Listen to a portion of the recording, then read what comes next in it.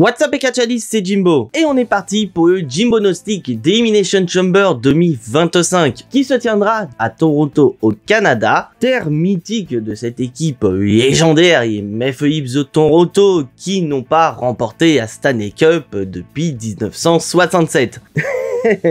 Ah, vous aimez pas? Moi non plus j'aime pas ça, c'est très mal. Non, je suis vraiment méchant. Parce que oui, à chaque fois on nous dit que c'est l'année des MFEIPS de Toronto, mais à chaque fois, ils vont pas jusqu'au bout. Et c'est vrai que depuis de nombreuses années, beaucoup espèrent voir une équipe canadienne brandir le titre suprême après les Canadiens de Montréal en 1993. Mais bon, on n'est pas là pour parler de hockey sur glace, on est là pour parler de catch et plus précisément d'Elimination Chamber. Et je ne vais pas y aller par 4 chemins et catchadites. Je ne suis pas du tout hypé pour ce PAE. Alors avant que vous décidiez de me flinguer dans les commentaires et lâcher le pouce rouge, voire même littéralement vous désabonner de cette chaîne YouTube, laissez-moi vous expliquer pourquoi. Alors je suis d'accord, au niveau des cartes, c'est plutôt cool, on a de très bons matchs, on a de grands noms qui sont dans les Elimination Chamber match, mais si vous regardez bien attentivement cette carte et catchadite, aucun champion ne défend son titre à Elimination Chamber. Et non, mais moi je suis désolé, mais ça c'est le carton rouge. Tu ne peux pas pour ton dernier payage avant WrestleMania n'avoir aucun match de championnat. Bon, du côté de Tiffany Stratton et Gunther, je peux comprendre. Enfin, je peux comprendre, c'est un grand mot, car ils ont été choisis par Jey Uso et Charlotte Flair, les vainqueurs du Royal Rumble. Mais pour ce qui est de Cody Rhodes et Rhea Ripley, pourquoi la WWE vous avez pas décidé d'organiser des Elimination Chamber match pour leur ceinture? Eh non, eux, ils sont peinards, tout comme Gunther et Tiffany Stratton, ils ont en route toute tracée pour WrestleMania. Enfin, sauf pour Rhea Ripley, parce que pour rappel, elle défendra son titre de championne dès le lendemain à Raw contre Io Sky. Mais soyons sérieux 5 minutes les catchadites. Est-ce que vous croyez sincèrement que Io Sky va battre Rhea Ripley et devenir la nouvelle championne à quelques semaines avant WrestleMania? Pour moi, soit Io Sky perd, elle va avoir d'autres horizons, soit elle perd à cause d'une intervention de la gagnante de Elimination Chamber match féminin, et on part directement sur un triple menace à WrestleMania. Et je ne parle pas des champions secondaires, parce que sans déconner, on aurait pu avoir des matchs de championnat du côté d'Elimination Chamber. Je sais pas, moi, on aurait pu avoir ce fameux match pour le titre de championne intercontinental qui a opposé Ira Valkyria à Dakota Kai. Mais non, la WWE a décidé de mettre ça en weekly. Ou même pire, les catchadites. Est-ce que vous vous souvenez par hasard de Shinsuke Nakamura? Si, Shinsuke Nakamura, le champion des États-Unis qui est revenu avec le personnage de Dark Samurai, une gimmick qui essaie de supposer quelque chose d'intéressant pour le catcheur japonais. Déjà d'une, on le voit quasiment pas, ce qui me fait chier parce que putain, j'ai adoré sa gimmick de Dark Samurai. Et cerise sur le gâteau, et catchadite, il va de nouveau affronter LA Knight. Donc pourquoi ne pas avoir mis ce match entre les deux à Elimination Chamber?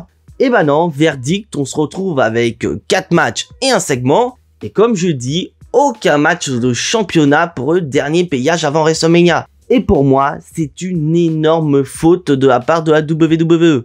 Bon, je vais me calmer un petit peu, je pense qu'il est grand temps qu'on attaque sérieusement cette vidéo. C'est parti pour le Jimbo No Stick d'Elimination Chamber. Bon, si je suis Triple H, je démarrais cette Elimination Chamber 2025 avec les matchs les plus importants du show, et c'est bien évidemment un Elimination Chamber match. Et comme on se doute bien, l'Elimination Chamber match masculin sera probablement le main event. Sauf si bien sûr la WWE décide de mettre le fameux segment en main event, c'est tout à fait possible. Et je démarrais le show par nul autre que l'Elimination Chamber match féminin. Et je vais aller directement dans le vif du sujet, catchadite. Je ne vois personne d'autre qu'Alexa Bliss pour remporter le match. Alors attention, je ne dis pas ça parce que Alexa Bliss, c'est ma catcheuse préférée et que j'ai envie de avoir affronté ma deuxième catcheuse préférée qui est Rhea Ripley dans une affiche totalement inédite à WrestleMania. Bon, j'avoue, il y a un petit peu de ça, mais il y a quand même quelques arguments qui justifient ma décision. Et pour ça, les catchadites, on va faire par élimination. Bon, déjà, éliminons Liv Morgan du match. Parce que sans déconner, les catchadites, Liv Morgan, Rhea Ripley, on a déjà eu ça l'année dernière et en plus ça a duré tellement longtemps cette histoire. Et en plus ça devenait hyper chiant, c'était très mauvais sur la fin. Donc sans déconner, j'ai pas envie de voir ça une nouvelle fois en plus à WrestleMania. Et en plus de ça, lors du dernier Raw, Liv Morgan est devenue championne par équipe aux côtés de Raquel Rodriguez. Donc déjà rien que ça éloigne de la victoire. Je suis désolé, même si j'aimerais bien voir Bianca Belair remporter le match pour qu'on ait cette affiche qu'on attend tous depuis des années contre Rhea Rhea Ripley, je suis dans l'obligation de l'éloigner de la victoire aux côtés de Naomi. Parce que oui, c'est bien beau, elles ont perdu les titres, mais on ne sait toujours pas qui a attaqué Jade Cargill. Alors certes, à SmackDown, Nick Aldis a montré des vidéos de l'attaque de Jade Cargill et on voit très bien Liv Morgan et Raquel Rodriguez. Mais c'est pas parce que Liv Morgan et Raquel Rodriguez étaient présentes lors de l'attaque de Jade Cargill que forcément elles sont coupables. Car pour moi, elles sont innocentes dans cette affaire, c'est juste qu'elles étaient au mauvais endroit au mauvais moment. Car soyons sérieux 5 minutes et catch addict. Qui d'autre que Naomi ou Bianca Belair a attaqué Jade Cargill? Et je pense que pour moi, c'est Bianca Belair la coupable. Et pourquoi je dis ça et catch addict? Eh ben, il suffit de voir sa réaction au Royal Rumble. Quand Jordynne Grace est arrivée, Naomi a fait un câlin, tout comme elle a fait l'année dernière. Et Bianca Belair, elle n'a pas du tout apprécié voir sa partenaire faire un petit câlin avec une ennemie. Donc pour moi, Bianca Belair, c'est elle la coupable. Et elle pourrait très bien faire un e-turn si ça se trouve à Elimination Chamber. Pour qu'on ait ce match qu'on attend tous contre Jade Cargill. Ou si ça se trouve, on aura pourquoi pas un match triple menace incluant Naomi dans l'équation. Et maintenant, bah ça nous laisse un Elimination Chamber avec 3 gagnantes. Bon, déjà, soyons sérieux 5 minutes, éloignons Bayley de l'équation. Parce que même si une victoire à Elimination Chamber pourrait permettre à Bayley de nouveau briller, parce que depuis qu'elle a battu Yosuke l'année dernière, Bayley, tout le monde s'en fout. Bayley, c'est qui au final à la WWE? Et là, on se retrouve avec 2 choix qui sont très intéressants. Mais malheureusement, bah, je suis obligé d'éliminer Roxanne Perez. Alors même si Roxanne Perez a fait une énorme prestation au Royal Rumble, car faut pas oublier que c'est la catcheuse qui est restée le plus longtemps dans le ring, brisant par la même occasion le record de Bayley. Elle est même allée jusqu'en finale contre Charlotte Flair, donc ce n'est pas n'importe quoi.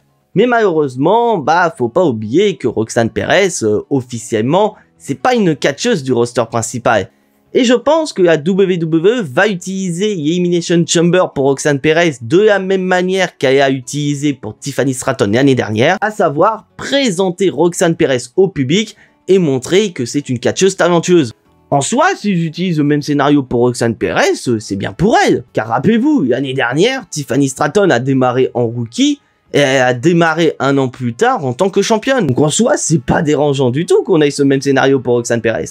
Donc vous avez compris, et catch addict, pour moi, Alexa Bliss doit gagner l'Elimination Chamber match. Alors oui, je sais ce que vous allez dire, il y a des rumeurs qui courent sur une rivalité concernant Alexa Bliss dans laquelle les Wyatt Six pourraient être impliqués. Mais Wyatt Six, ça fait un moment qu'on les voit plus parce qu'il y a un des membres qui est blessé. Parce que ce serait con de la part de la WWE de faire revenir Alexa Bliss qui a eu une pop, pour rappel, monumentale du côté du Royal Rumble pour qu'elle soit écartée de la route vers WrestleMania. Pour moi, c'est pas possible. Alexa Bliss va gagner l'Elimination Chamber match. Et en plus, ce serait historique et catch addict. Car Charlotte Flair a écrit l'histoire le mois dernier en devenant la première catcheuse à remporter 2 Royal Rumble. Et bah, Alexa Bliss pourrait écrire à son tour l'histoire en devenant la première femme à avoir remporté 2 Elimination Chamber match après avoir remporté le premier de l'histoire en 2018. Bon, maintenant les catch addicts, on va passer au match qui, je pense, est le match le moins hypant de cette Elimination Chamber 2025. Nia Jax et Candice LeRae affrontent Tiffany Stratton et Trish Stratus. Oui, vous avez bien entendu les catch addicts, après avoir fait un petit coucou du côté d'Indianapolis, Trish Stratus revient chez elle au Canada aux côtés de Tiffany Stratton. Bon, en soi, c'est plutôt une très bonne idée, parce qu'il faut pas oublier que Trish Stratus, c'est une légende et Tiffany Stratton pourrait très bien en profiter pour évoluer. Parce que soyons sérieux 5 minutes les catch addicts. Ce match doit absolument mettre Tiffany Stratton en avant, car faut pas oublier que Tiffany Stratton a été choisie par Charlotte Flair pour WrestleMania. Et qu'on veuille admettre ou pas, bah il y a quand même un gouffre assez important entre Tiffany Stratton et Charlotte Flair. Car Tiffany Stratton, elle fonce pour son premier WrestleMania, et en plus, elle est championne. Et pour son premier WrestleMania, elle n'affronte pas n'importe qui, elle affronte quand même la catcheuse au plus grand nombre de titres de l'histoire de la WWE. Donc le but, là, c'est de montrer que Charlotte Flair a fait une énorme erreur en choisissant Tiffany Stratton. Car soyons réalistes et catch addicts, si Charlotte Flair a choisi Tiffany Stratton, c'est pas juste pour qu'on ait une affiche inédite à WrestleMania. Non, c'est que pour elle, Tiffany Stratton, c'est le mode facile alors que Rhea Ripley, c'est le mode expert dans le game. On pourrait affronter Tiffany Stratton, qui est pour elle une rookie, c'est tout simplement une formalité à WrestleMania. Et donc, le but de ce match à Elimination Chamber est de montrer que Charlotte Flair a probablement pris une des pires décisions de sa carrière en choisissant Tiffany Stratton. Donc je pense que vous avez compris, pour moi, Tiffany Stratton et Trish Stratus doivent remporter le match. Et pour moi, Tiffany Stratton doit faire le tomber pour son équipe.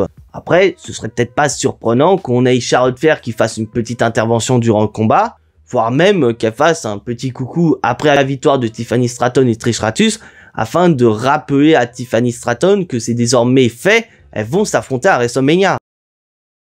Et maintenant les catch addicts, je me frotte les mains parce qu'on va passer au match qui, selon moi, est le match le plus hypant du show en dehors des 2 Elimination Chamber matchs. Pour moi, c'est clairement le match qui peut voler la vedette, Kevin Owens contre Sami Zayn. Les 2 catcheurs locaux rentrent de nouveau en collision. Alors oui, c'est vrai que pour ceux qui suivent Kevin Owens et Sami Zayn depuis des années, voire même avant la WWE, vous avez déjà vu des confrontations entre les deux, quand l'un se faisait appeler Kevin Steen et l'autre se faisait appeler El Generico. Ou même si vous avez que suivi leur rivalité à la WWE, ces deux-là n'ont pas arrêté de se croiser depuis plus de 10 ans. Mais sérieux, à chaque fois qu'ils rentrent en collision, on n'a droit qu'à des masterclass. Donc en soi, ça me dérange absolument pas, bien au contraire, que Kevin Owens et Sami Zayn se rencontrent une nouvelle fois. Parce que quand même, les catch addicts, on est littéralement sur une guerre personnelle entre Kevin Owens et Sami Zayn. Et pourquoi on en est arrivé là, les catch addicts? Bah parce que Kevin Owens ne pardonne pas à Sami Zayn de ne pas être intervenu au Royal Rumble. Car certes, Sami Zayn est intervenu au Royal Rumble, mais pas pour coûter match à Cody Rhodes et aider son meilleur ami à décrocher les ceintures. Non, Sami Zayn, il est juste venu pour checker à la fois Cody Rhodes et Kevin Owens. Et ça, Kevin Owens n'a pas vraiment apprécié et il a rendu à son ancien meilleur ami en lui portant ce fameux package Pile Driver. La fameuse prise interdite que Kevin Owens adore porter depuis déjà quelques mois. Et depuis, Sami Zayn, il en a ras-le-bol et veut détruire Kevin Owens. Et c'est pour ça qu'Adam Pearce a non seulement officialisé ce match entre les deux, mais en plus, il a annoncé que ce match sera sans aucune sanction. Donc en gros, pour faire court, c'est un match sans disqualification, donc ça veut dire que Kevin Owens et Sami Zayn vont vraiment pouvoir se faire plaisir, mais que si jamais l'un des deux catcheurs est blessé, et la WWE ne prend aucune responsabilité par rapport à ça. Donc en gros, Kevin Owens pourrait très bien porter plusieurs packages Pile Driver à Sami Zayn, et Sami Zayn pourrait se retrouver avec un nuque brisé. La WWE ne prend pas la responsabilité des actes de Kevin Owens. Voilà, en gros, c'est ça. Et on se doute bien que dans ce type de stipulation, Kevin Owens et Sami Zayn vont vraiment se faire plaisir. Et ça ne m'étonnerait pas que non seulement le public de Toronto pop pour les deux catcheurs, mais qu'on ait les fameux This Is Awesome qu'on attend tous pour ce match. Et parlons du résultat du match, les catch addicts. C'est simple, les deux catcheurs ont besoin de remporter ce match. Kevin Owens a besoin de ce match pour se relancer parce que c'est vrai qu'il ressort quand même d'une grosse rivalité contre Cody Rhodes qui a perdu. Et de l'autre côté, Sami Zayn, depuis qu'il a aidé Roman Reigns, il n'y a pas grand chose qui se passe le concernant. Donc pour moi, je vais miser sur plusieurs scénarios. Déjà, j'aimerais bien voir Kevin Owens remporter le combat pour pourquoi pas se diriger vers d'autres rivalités à WrestleMania. Et de l'autre côté, il y a un certain Karrion Kross qui vole autour de Sami Zayn. Mais pour moi, je pense qu'il va y avoir une intervention durant ce combat. Alors oui, je ressors encore cette théorie sur le papier, mais sans déconner, je pense que ça va arriver. Car pour moi, tous les voyants sont au vert pour voir Randy Orton débarquer durant ce combat. Alors à quel moment? Ça c'est une bonne question. Parce que c'est vrai qu'il pourrait intervenir durant le combat pour aider Sami Zayn à venir à bout de Kevin Owens. Ou il pourrait très bien intervenir une fois que le match est terminé. En effet, on pourrait imaginer qu'après le match, Kevin Owens n'a pas fini avec Sami Zayn et va vouloir de nouveau lui porter ce fameux package Pile Driver. Et à ce moment-là, musique de Randy Orton et ce dernier vient sauver Sami Zayn et veut s'en prendre à Kevin Owens. Là, d'un côté, on part sur KO contre RKO à WrestleMania et de l'autre côté, Sami Zayn contre Karrion Kross. Moi, dans cette optique, j'ai envie de miser sur une victoire de Kevin Owens. Et maintenant les catch addicts, il est temps de passer au match qui selon moi sera le main event de cette Elimination Chamber 2025. Enfin, sauf si la WWE décide de nous surprendre et de mettre le fameux segment en main event. L'Elimination Chamber match masculin. Et à la différence de l'Elimination Chamber match féminin où pour moi il n'y a pas photo, Alexa Bliss sera la grande gagnante, et bah cet Elimination Chamber match masculin est difficile à pronostiquer. Car pour moi, tout le monde mérite de remporter ce match et d'aller à WrestleMania pour affronter Cody Rhodes. Sauf Logan Paul, bien évidemment. Ah bah oui, sans déconner, Logan Paul, dans aucun monde, il va remporter l'Elimination Chamber et partir à WrestleMania pour affronter Cody Rhodes. Mais c'est vrai, je vous l'avoue que je pense que Logan Paul va quand même briller dans ce combat. Mais pour moi, Logan Paul, le programme qu'il va avoir à WrestleMania, c'est probablement une feud contre AJ Styles. Voilà, AJ Styles, Logan Paul, c'est une très belle affiche. Et tout comme Elimination Chamber match féminin, on va procéder par élimination. Et c'est à contre-cœur que je me vois dans l'obligation de supprimer Damien Priest et Drew McIntyre de l'équation. Parce que certes, ils ont fait une très bonne année 2024. Damien Priest est devenu champion du monde à WrestleMania. Il a montré à tout le monde qu'il était digne de ce statut de main eventer. Et du côté de Drew McIntyre, bah y a rien à dire sur l'année 2024, c'est littéralement le catcheur de l'année. Donc c'est vrai que par rapport à ce qui s'est passé en 2024, ce serait amplement mérité pour les deux de remporter match et d'aller à WrestleMania. Mais selon les médias américains, on semble se diriger sur une rivalité entre Drew McIntyre et Damien Priest. Et entre nous, les catch addicts, une affiche Damien Priest contre Drew McIntyre à WrestleMania, c'est une affiche plutôt cool. Donc, cet Elimination Chamber match se joue entre Seth Rollins, CM Punk et John Cena. Et je vous avoue qu'avec ce qui s'est passé lors du dernier Raw, et surtout ce qui pourrait arriver lors du fameux segment, j'aimerais tellement voir Seth Rollins remporter cet Elimination Chamber match. Parce que là, quand même, rappelons de ce qui s'est passé à Raw. Car oui, Seth Rollins, lors du dernier Raw, a confronté le champion undisputé Cody Rhodes. Et il lui a clairement dit ses 4 vérités. Bon, déjà, le fameux segment qu'on va avoir à Elimination Chamber, c'est le fameux segment entre The Rock et Cody Rhodes. Et Seth Rollins, bah, il a pas vraiment apprécié voir Cody Rhodes ne pas du tout réagir après la fameuse proposition de The Rock. Parce que oui, Seth Rollins a été le premier à se dresser aux côtés de Cody Rhodes contre Roman Reigns et The Rock à WrestleMania. Le mec, il était blessé, il avait dos en vrac et pourtant, il a servi de bouclier jusqu'au bout pour Cody Rhodes.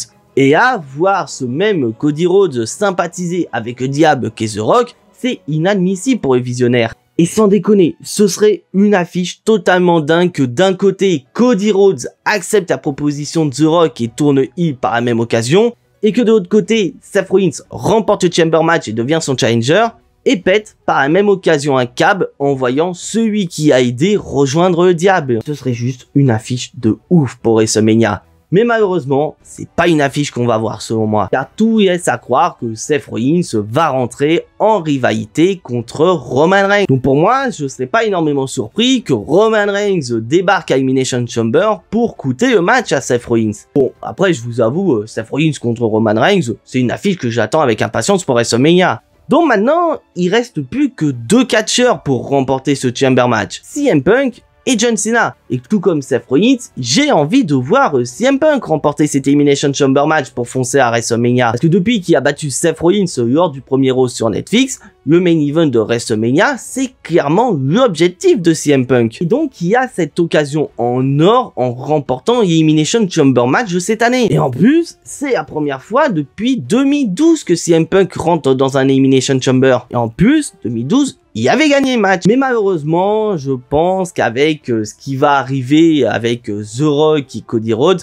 CM Punk ne va pas remporter match. Parce que même s'il y a cette fameuse faveur que Paul Heyman a envers lui, parce que CM Punk, pour rappel, a quand même aidé Roman Reigns à combattre Solo Sikoa au Survivor Series War Games, CM Punk aurait pu perdre l'Elimination Chamber et user de cette fameuse faveur pour s'intégrer dans le match pour qu'on ait un triple menace pour le titre undisputé de WrestleMania. Et malheureusement, je pense qu'on va pas avoir ce scénario. Je pense que CM Punk va utiliser cette faveur pour pourquoi pas s'intégrer dans le match opposant Seth Rollins à Roman Reigns. Bah oui, parce que je vous ai dit que Roman Reigns va intervenir pour coûter match à Seth Rollins. Mais ce ne serait pas impossible que Roman Reigns coûte également un match à CM Punk. Ah oui, faut pas oublier que celui qui a éliminé Roman Reigns au Royal Rumble, c'est CM Punk. Donc ce qui fait qu'on n'a plus qu'un seul catcheur en lice pour remporter cet Elimination Chamber match. C'est John Cena. Et d'un côté, j'ai envie de dire que c'est pas vraiment surprenant de voir John Cena remporter cet Elimination Chamber match. Car parmi tous les participants, John Cena, c'est le seul qui est pas passé par la case match de qualification pour être dans le match. Non, le mec il a pleurniché lors de la conférence de presse du Royal Rumble et il a annoncé faire partie des participants sans passer par la case match de qualification pour mériter cette place. Et en plus, l'Elimination Chamber match, c'est son dernier. Donc pour moi, je pense que c'est le bon moment pour donner la victoire à John Cena. La WWE nous a surpris le mois dernier en donnant la victoire à Jey Uso, alors que tout le monde s'attendait à voir une victoire de John Cena. Et là, il serait temps de donner la victoire à John Cena. Et en plus, Cody Rhodes, John Cena, c'est une très belle affiche. Enfin, très belle affiche si on ne prend pas compte ce fameux segment entre The Rock et Cody Rhodes. Oui, le fameux segment que beaucoup attendent à Elimination Chamber. Est-ce que Cody Rhodes va accepter la proposition de The Rock? The Rock a fait son retour et a annoncé que WrestleMania 42 aura lieu à la Nouvelle-Orléans. Oui, la WWE a décidé de nous faire une Coupe du Monde, à savoir une fois tous les 4 ans, la WWE revient à la Nouvelle-Orléans pour WrestleMania. Mais The Rock, il a littéralement choqué tout le monde, que ce soit Cody Rhodes ou les fans. Car The Rock, il a dit clairement à Cody Rhodes, il veut qu'il soit son champion. Et cerise sur le gâteau, il a dit clairement qu'il ne veut pas le titre de champion de Cody Rhodes, mais bien son âme. Bordel, la promo qu'a fait The Rock à SmackDown, c'est juste incroyable. Rien qu'avec cette promo, il a relancé la route de WrestleMania de Cody Rhodes, qui semblait être une véritable catastrophe. Que sans déconner, Catchadit, la route de WrestleMania de Cody Rhodes de cette année, oh putain, c'est une catastrophe. Et là, avec The Rock et sa promo, il a totalement relancé le game. Donc maintenant, que va faire Cody Rhodes? Est-ce que Cody Rhodes va faire comme de nombreux catcheurs dans le passé? Tout comme, je sais pas, moi, Seth Rollins, comme il a dit lui-même à War. Est-ce qu'il va pactiser avec le diable pour être au sommet de la WWE? Même si d'un côté, il est déjà au sommet, c'est champion undisputed. Mais est-ce qu'il ferait pas ça pour relancer son règne de champion qui, sans faire jeu de mots, est une catastrophe? Mais moi, j'y crois pas vraiment que ça va arriver à Elimination Chamber. Car pour moi, Cody Rhodes, c'est le top babyface à l'heure actuelle à la WWE. Et je pense que Cody Rhodes à Elimination Chamber, il va nous faire croire qu'il a rejoint The Rock. Pour qu'au final, dire à The Rock, écoute, je suis pas ton champion, je suis leur champion, je suis le champion du peuple. Voilà, petite référence à The Rock qui se faisait quand même appeler le People Champ durant la TTDWA. Pour au final, faire la chose qu'il a fait l'année dernière, à savoir gifler The Rock de la plus belle des manières. Et c'est là où ça peut être très intéressant avec Catchadit. On pourrait avoir The Rock qui va pas kiffer se faire gifler une nouvelle fois pour Cody Rhodes. Bon, en soi, être giflé, ça fait plaisir à personne. Et là, The Rock pourrait être hyper énervé et rappeler à Cody Rhodes que The Rock, c'est pas n'importe qui à la WWE. C'est un des membres du conseil d'administration de TKO, donc de manière directe, le patron de Cody Rhodes. Et là, The Rock pourrait faire ce que beaucoup attendent de lui, à savoir abuser de son pouvoir au sein du conseil d'administration de TKO pour s'intégrer dans un match de championnat à WrestleMania pour qu'on ait un match de triple menace avec Cody Rhodes, The Rock et le vainqueur de Elimination Chamber match masculin qui, selon mon pronostic, sera John Cena. Et ça peut être quelque chose de totalement ouf et Catchadit. Et voilà les Catchadit, c'est tout pour ce Jimbonostic d'Elimination Chamber 2025 et j'espère qu'elle vous a plu. Comme tous les Jimbonostics, je vous invite bien évidemment à me donner vos pronostics dans l'espace des commentaires. N'hésitez absolument pas, franchement, je ne juge personne. Si vous pensez que Liv Morgan et Logan Paul sont les vainqueurs des 2 Elimination Chamber, n'hésitez pas à le dire dans l'espace des commentaires. Même si sincèrement, j'y crois moyennement, mais bon, on est tous libres de donner notre avis car on sait très bien que catch n'est pas objectif. Si bien sûr vous avez apprécié cette vidéo, n'hésitez pas à lâcher votre plus gros pouce bleu, c'est entièrement gratuit et c'est un énorme moyen de me soutenir. Je vous invite bien évidemment, si vous n'êtes pas encore abonné à la chaîne, à vous abonner, c'est également gratuit et c'est également un autre moyen de me soutenir. Et je vous invite à cliquer sur la petite cloche pour être notifié des prochaines vidéos. Et je vous ai pas dit les Catchadit au tout début de la vidéo. Qui dit PAE, qui dit bien évidemment live réaction sur Twitch. Donc notez bien sur votre agenda parce qu'il va y avoir 2 live Twitch samedi. Dans un premier temps, on se retrouve à 16 h sur ma chaîne Twitch @JimboWrestling pour les live réaction de SmackDown. Et dès 23 h, on se retrouve avec équipe habituelle, Diane, Yonel, pour le live React d'Elimination Chamber. Et concernant la review du show, je vous donne bien évidemment rendez-vous ce dimanche. Mais d'ici là, portez-vous bien et on n'oublie pas le plus important, soyez tous très fiers d'être des catch addicts. C'était Jimbo et à la prochaine!